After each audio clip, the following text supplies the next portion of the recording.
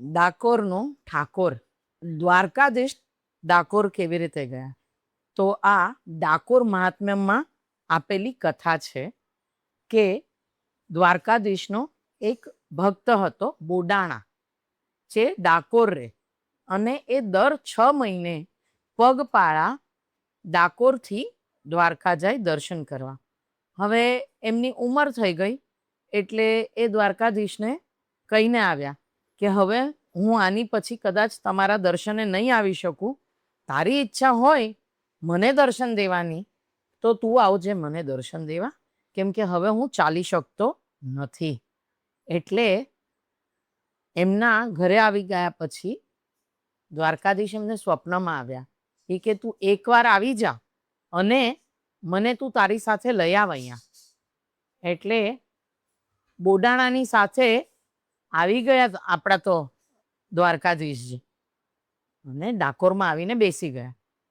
હવે દ્વારકાધીશના મંદિરમાં પ્રભુ મળે નહીં, એટલે શોધતા ખબર પડી કે એ તો બોડાણાની સાથે વયા ગયા છે ડાકોર.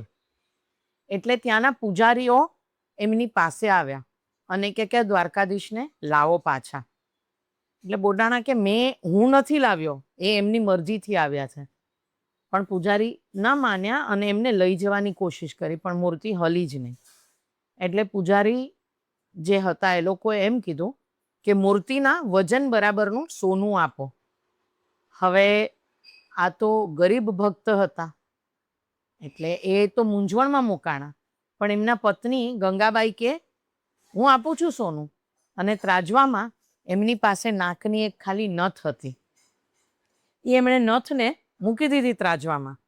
બસ શું જોતું હતું, પ્રભુએ તો ચમત્કાર કર્યો અને એટલા હલકા થઈ ગયા કે એ નથથી તોલાઈ ગયા.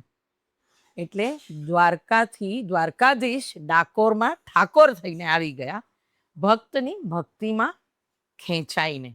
સમજ્યા? વ્યુઅર્સ, મારા ઇન્સ્ટાગ્રામના પેજને ફોલો કરો, લાઈક કરો, શેર કરો, કમેન્ટ કરો. તમને શું સાંભળવું છે એ જણાવો. આપણે એની ઉપર હજુ વધારે વિડીયોઝ કરી શકીએ, આપણે ઇન્ટરેક્ટ કરી શકીએ. અગર તમને ઈચ્છા હોય તો આપણે લાઈવ સેશન પણ કરી શકીએ. તમે કમેન્ટમાં જણાવશો તો ઓર મજા આવશે. અને આપણે બહુ જલ્દી યુટ્યુબ ઉપર 500નો પરિવાર થવા જઈ રહ્યા છીએ. પ્લીઝ સબસ્ક્રાઈબ કરો. ત્યાં નાનકડું બેલ આઇકન છે, એને દબાવો એટલે મારા વિડીયો આવશે તો તમને ત્યાં નોટિફિકેશન આવશે.